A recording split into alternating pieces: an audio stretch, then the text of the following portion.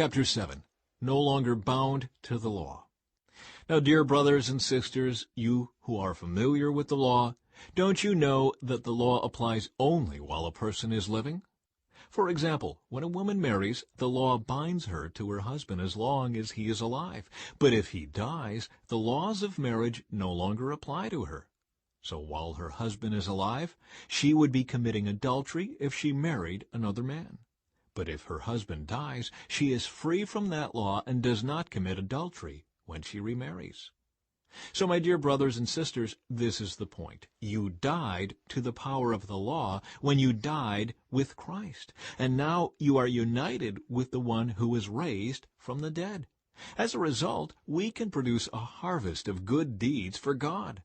When we were controlled by our old nature, sinful desires were at work within us, and the law aroused these evil desires that produced a harvest of sinful deeds, resulting in death. But now we have been released from the law, for we died to it and are no longer captive to its power. Now we can serve God, not in the old way of obeying the letter of the law, but in the new way of living in the Spirit. God's law reveals our sin. Well then, am I suggesting that the law of God is sinful? Of course not. In fact, it was the law that showed me my sin. I would never have known that coveting is wrong if the law had not said, "You must not covet." But sin used this command to arouse all kinds of covetous desires within me. If there were no law, sin would not have that power. At one time, I lived without understanding the law. But when I learned the command not to covet, for instance, the power of sin came to life, and I died. So I discovered that the law's commands, which were supposed to bring life, brought spiritual death instead. Sin took advantage of those commands and deceived me.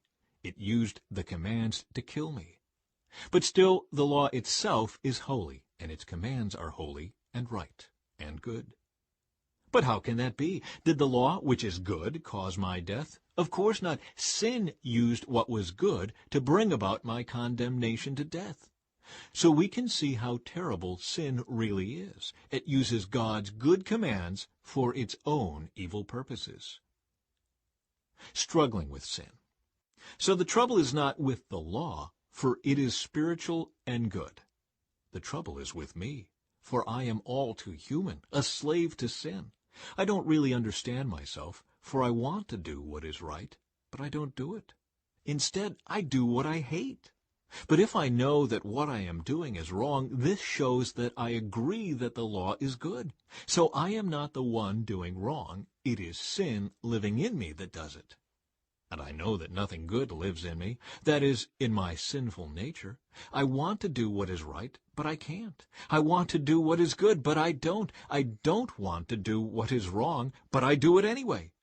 But if I do what I don't want to do, I am not really the one doing wrong. It is sin living in me that does it.